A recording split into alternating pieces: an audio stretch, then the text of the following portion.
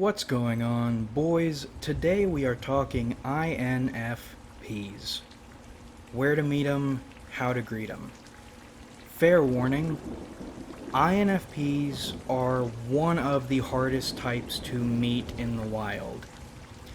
They are fiercely individualistic, which actually sort of makes them easier to spot because when a group of people are all fiercely individualistic, you can bunch them all together, but they are so difficult to figure out on the person-to-person individual level.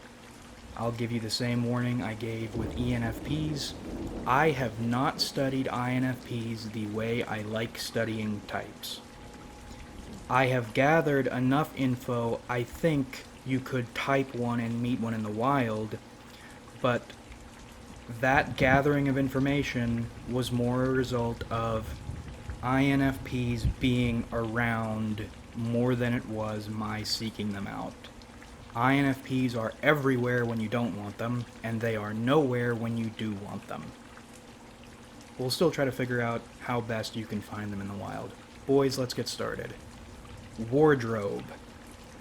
INFPs seem to have a sense of what to wear and when. Way better than INTPs.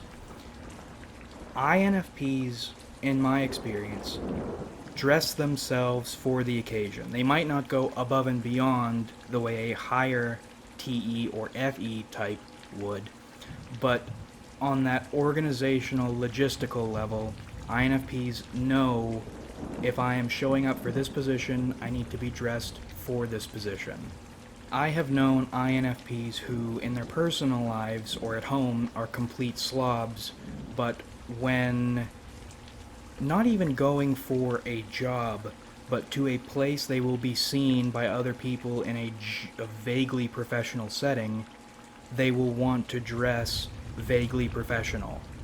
I think inferior TE gives them the organization bug.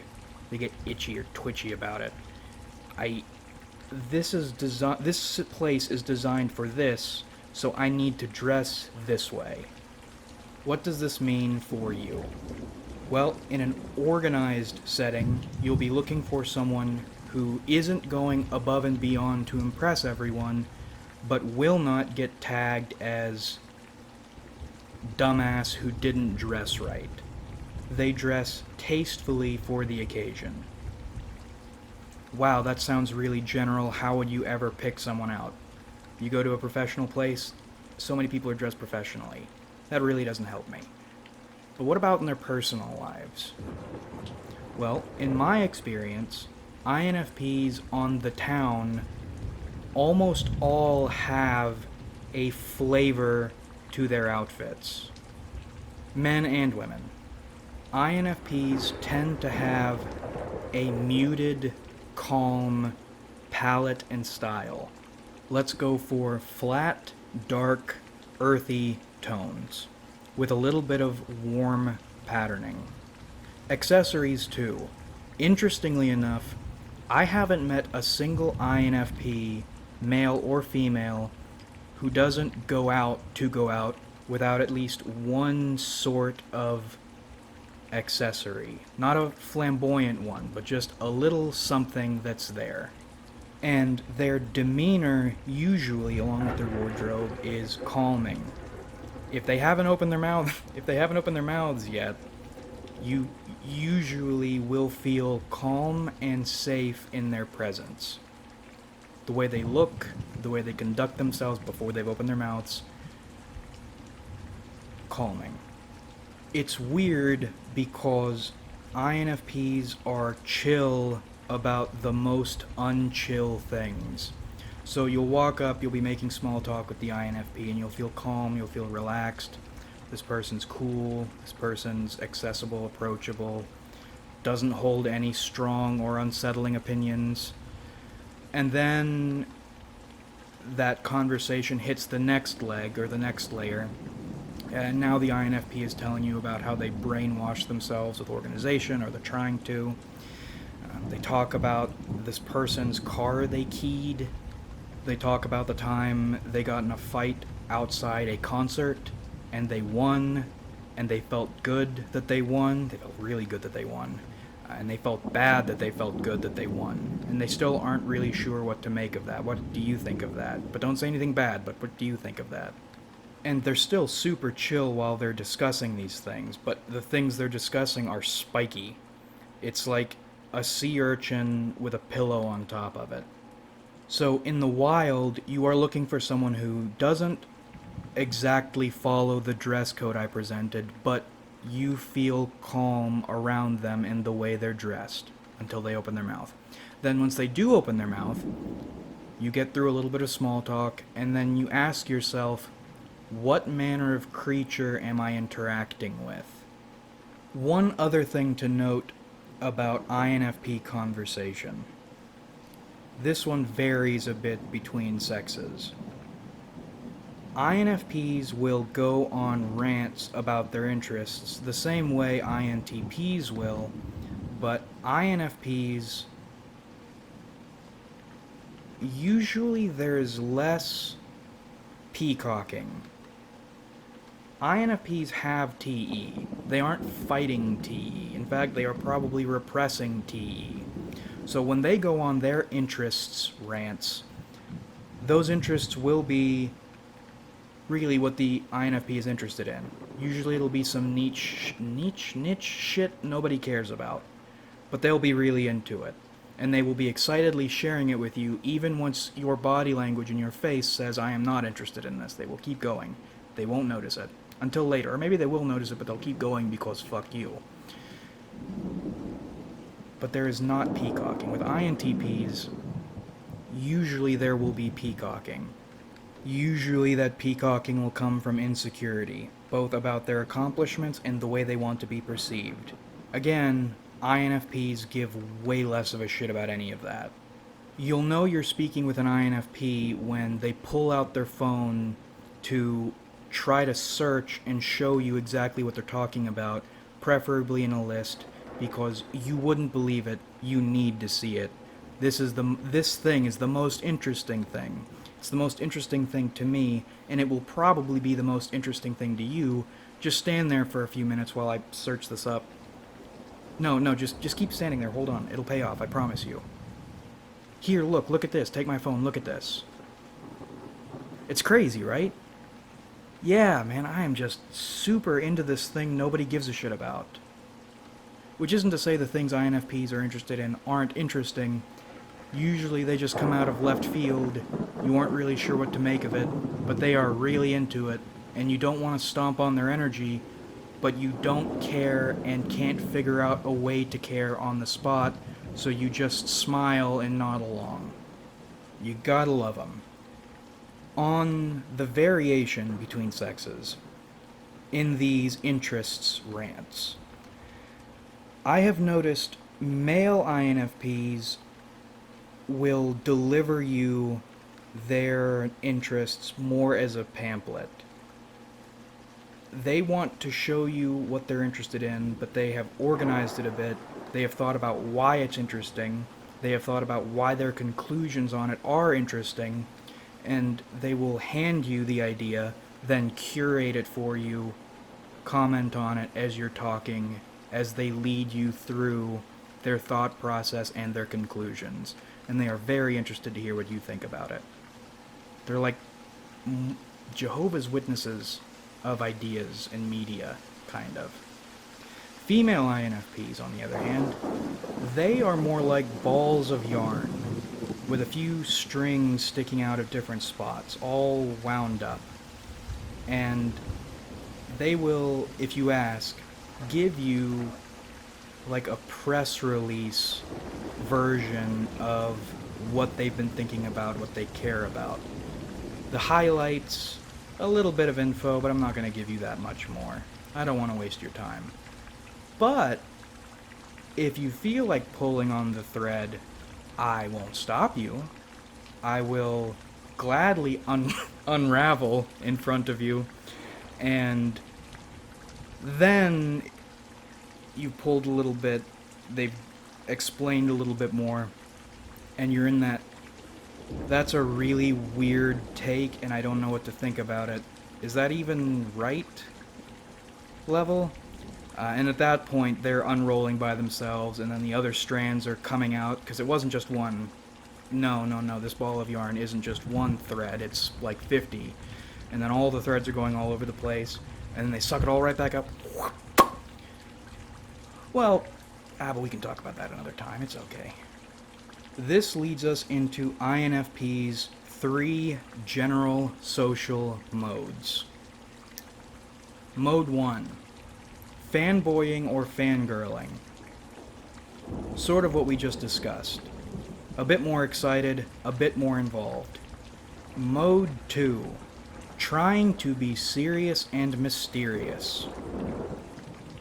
This is another one that varies a bit between sexes. For whatever reason, in my experience, male ENFPs want to come off as serious. So they will be reserved. They will be involved, and you can tell they are thinking and feeling things, but they will not give you an inch into their inner world. They're actually a bit intimidating because you can read lots of processes are happening in their heads, the way they're reacting to things, but you have no idea what those reactions are. Feels like walking on eggshells. It's pretty spooky. Female INFPs have sort of the same thing, except they are more superficially involved. Female INFPs, in their serious mode, they will take a step into a conversation, they will make their point, they will engage a little bit, and then once people are interested, or once someone tries to pull the thread more to figure out where what just happened came from, they will step back, put the mask on, throw the hood up, say nothing, give nothing. For FE users, this is distressing. This person is putting out lots of spiky energy, but you can tell they want to be nice, and they are nice. But that spiky energy is still there, and you've seen them flare up and stick people, so you want to get along with them, but you don't want to get stuck, but you don't know how not to get stuck. INFP's 3rd social mode is putting their feet in their mouths. This is when the tension, or the mystery, the seriousness, goes away. The INFP says something really dumb, and they say it with conviction. And now you really don't know what to do, because they are still trying to be serious, but they said something really dumb. And you don't know whether or not they know that's dumb, or people will laugh at them for it. So, no matter the mode the INFP is in, you will probably be on edge and uncomfortable, at least if you're an FE user. Now, where do you meet INFPs? Well, when looking for places to meet INFPs, you need to remember their desires or their insecurities usually are textured. They are material. They are located somewhere. They'll think to themselves, I am so bored, and I am so boring. I need to put my hands in something, put my eyes on something, put something in my ears, otherwise I will go insane. Remember, INFPs use inferior TE. Usually, INFPs will feel awakened or enlightened or at home with the world when they are doing something they give a shit about. Based on stereotypes, you would think INFPs would always just be at home in their own heads the same way INTPs are, but that isn't the case. INFPs will force themselves outside their comfort zones to satisfy their TE. I have known INFPs who surfed. You wouldn't think they would surf by looking at them, by their interests, but they really only feel at home when they're surfing. You'll see INFPs who like hiking.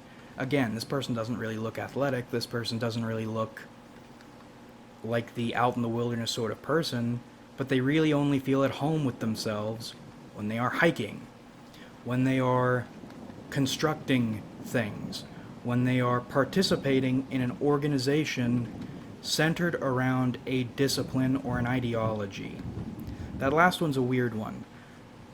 I've noticed INFPs have this weird discipline boner. Males and females.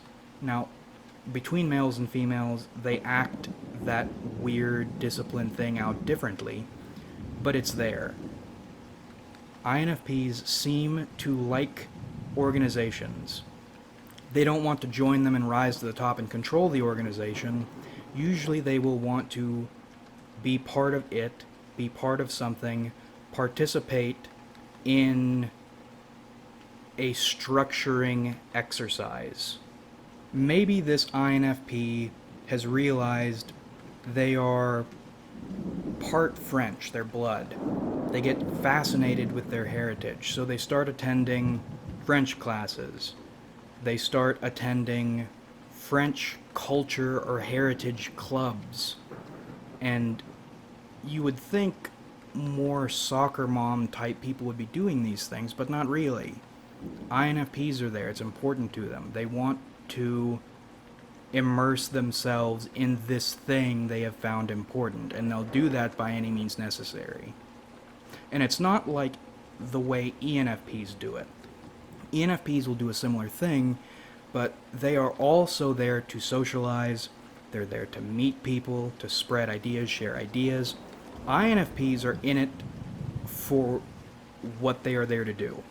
If those other things happen, that's fine, but they have goals to meet in what they're doing with this thing that speaks to them, and that's their main thing. That's what they're zoomed in on.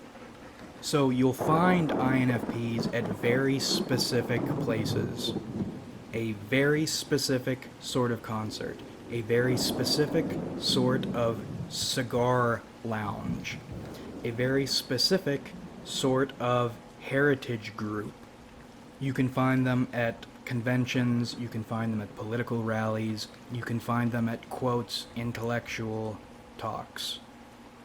Specific interest groups, they are going there to exercise their demons and get a bit of inspiration, and everything feels better because I am acting out what I feel I need to act out -ness. But even these places are sort of uncommon for them. They are super introverted, and they are there for the thing, not the thing and you, so they really don't stick out. You'll have an easier time locating them online. You'll have an easier time locating INTPs online, but INFPs use social media more like spiders weaving webs. INFPs are Discord ghouls. They are probably the most discordiest people who ever used Discord. What's better than pursuing your interests and spreading them with your hands other than doing it online? So INFPs will jump into multiple groups, barges into any Discord server, chills, doesn't say a whole lot but is relevant, is there, says nothing for 2 months, then dumps a thesis on why this popular ship speaks to societal shifts, what that means to them and where it might go in the future, or dumps a thesis on why the meditations were stupid and Epicurus was the greatest guy ever. Really, you should read him. No, seriously, look, just read the 60,000 word essay I dumped about why this person, whose values are not aligned to mine whatsoever, actually are aligned to mine, and why you should pay attention to that. Online, INFPs are networkers and promoters. They have a bit of power, and that bit of power wasn't granted to them by anyone. They made it themselves, and they're very pleased with it. But in that is another conversational tick to pay attention to when meeting INFPs in the wild, when typing them in the wild. INFPs rely on the literature. I have no idea why. Maybe it's an inferior TE thing, but to explain any point to you, they will reference literature. They will have things they can point at and direct you to. They might not be able to explain it themselves, but they will show you exactly what inspired them to think that way. And if you and your opinion are not supported by the books, trademark, they will look down on you. They probably won't listen to you. That, as a TI user, can be frustrating and freaky, because the moment they smell on you, this person isn't supported by this study I read, or this intellectual I idolize. Even if this person's logic or sense of the situation is correct, they aren't supported. And they aren't supported by the people I like. That means they're wrong. And that's all there is to it. INFPs are nice, but they are spiky. Back on the physical end, when speaking with INFPs, while they are thinking about their ideas, they will do the trademark NP thing of looking up and around and all over the place. INFPs are good and fun with hypotheticals, but it can't, if you're asking an INFP a hypothetical to try to type them as an INFP, you can't just ask them any hypothetical. It needs to be some kind of value judgment. What do you think about the way our country has been going? How does it affect you? And what would you change? Why would you change it? And what are the effects you would hope to see as a result? Another good INFP type hypothetical. Who is the most significant character in fiction you've encountered? And how did their story affect you or change you or make you reevaluate things? That's a good one. Usually, if they are even a little bit comfortable with you, that one will get them talking. So, in summary, where do you go to meet INFPs? You go to specific interest locations or groups, or anything involving a dash of organization or a dash of texture. Their interests are either textured focused or discipline focused, probably a bit of both. Or you're on Discord looking for the same things, the traits of the servers. If you're in person, the INFP will probably be too wrapped up in their activity to pay you much mind. If you're on Discord or other social media platforms, they will be promoting themselves or organizing things in their small pond and will be more interested in speaking with you. Once you're speaking with them in either instance, you're looking for someone who is, or before you're speaking with them actually, usually dressed calmly. If it's a professional setting, they are dressed for the setting. If it's a casual setting, they are dressed calmly. I've noticed flat colors mixed with gentle, warm, or approachable or earthy patterning. You feel calm around them. Then, once you're speaking with them, you realize almost immediately they are not all that calm. If you're looking for an INFP male, they will be a little more reserved, a little more serious. If you're looking for an INFP female, they will be a little bubbly and cutesy, sort of, but then they will retreat almost immediately back into that reserved seriousness.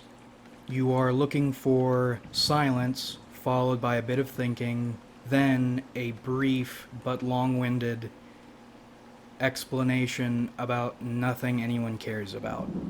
Usually in this explanation they will give themselves away, reveal that spiky energy that is clearly there. They're a closeted Nazi, they are a closeted Leninist, they are a closeted anarcho-capitalist, they are a closeted anything that is serious and they take seriously. Other people wouldn't, but they do. And finally, you are looking for someone with twitchy eyes when they are explaining things, who gives good practical advice.